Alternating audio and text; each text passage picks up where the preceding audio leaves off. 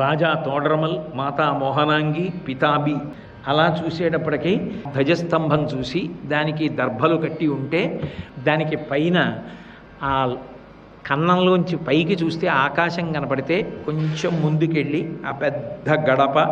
ఆ గడప దాటి లోపలికెడుతుంటే ఆ గోడకి ఎడం చేతి వైపు ఉన్నటువంటి పీఠికలో ఆ హాతీరాం బావాజీ పాచికలాడుతున్న దృశ్యం, కుడి చేతి వైపు గోడలో శ్రీరామ పట్టాభిషేకం కనపడితే అలా ముందుకెళ్ళి ఎదురుగుండా గాజుపేటికలో శ్రీరంగనాథుడు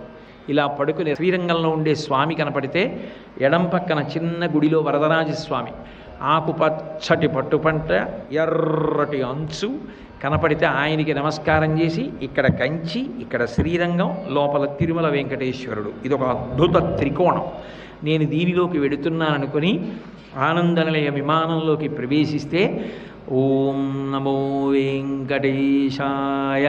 అని మంద్రంగా వినపడుతుంటే అలా వెళ్ళి కుడిపక్కకి తిరిగి ఇలా ఏటవాలుగా ఉన్నటువంటి బల్ల, దాని మీద ఇలా గీతలు పెట్టి కాలు జారిపోకుండా అమరిక ఉంటే ఇలా కుడిపక్కకి చూస్తే బయట హుండీ కనపడుతుంటే ద్వారపాలకులు జైవిజయులు ఇద్దరు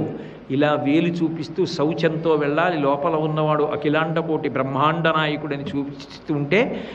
మెట్టతావరాకుల్లా ఉన్నటువంటి అనేక దీపాల యొక్క అమరికలు చూస్తుంటే అక్కడి నుంచి ఇలా వెనక్కి చూస్తే రెక్కలు విప్పుతున్నటువంటి గరుత్మంతుణ్ణి చూసి ఏమి భాగ్యమో మహానుభావుడు, ఆయన ఉత్తమ గుణములకు స్వామి వాహనంగా స్వీకరించాడని ఆ ఏటవాలుగా ఉన్నటువంటి బల్ల మీదకి ఇలా కొద్దిగా ఎక్కేటప్పటికీ పెద్ద మణిమాణిక్యములతో ప్రకాశిస్తున్నటువంటి కిరీటం మించి తోమాల, ఆ కిరీటంలోకి ఒదిగిపోయినటువంటి తల, కళ్ళుని ముక్కు ఇక్కడ నుంచి కప్పుతూ పైకి పెట్టినటువంటి పచ్చకర్పూరంతో ఉన్న ఊర్ధ్వపుండ్రాలు, మెరిసిపోతున్నటువంటి చెక్కిళ్ళు,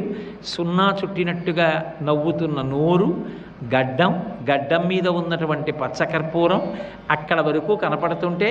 అలా రెండు చేతులు జోడించి ముందుకు వెళ్ళి స్వామి దాకా వెడుతుంటే కుడి చేతి పక్కన ఏకాంత శయనంలో వాడేటటువంటి మంచం అవి కనపడితే ఆ రాముల వారి మేడ, ఆ వెండి వాకిలి, బంగారు వాకిలి దాటి లోపలికి వెడితే కులశేఖర ఆళ్వార్ ఇప్పటికీ మొదటి గడపగా ఉంటారు. సర్వం శ్రీ ఉమామహేశ్వర పరబ్రహ్మార్పణమస్తు. స్వస్తి.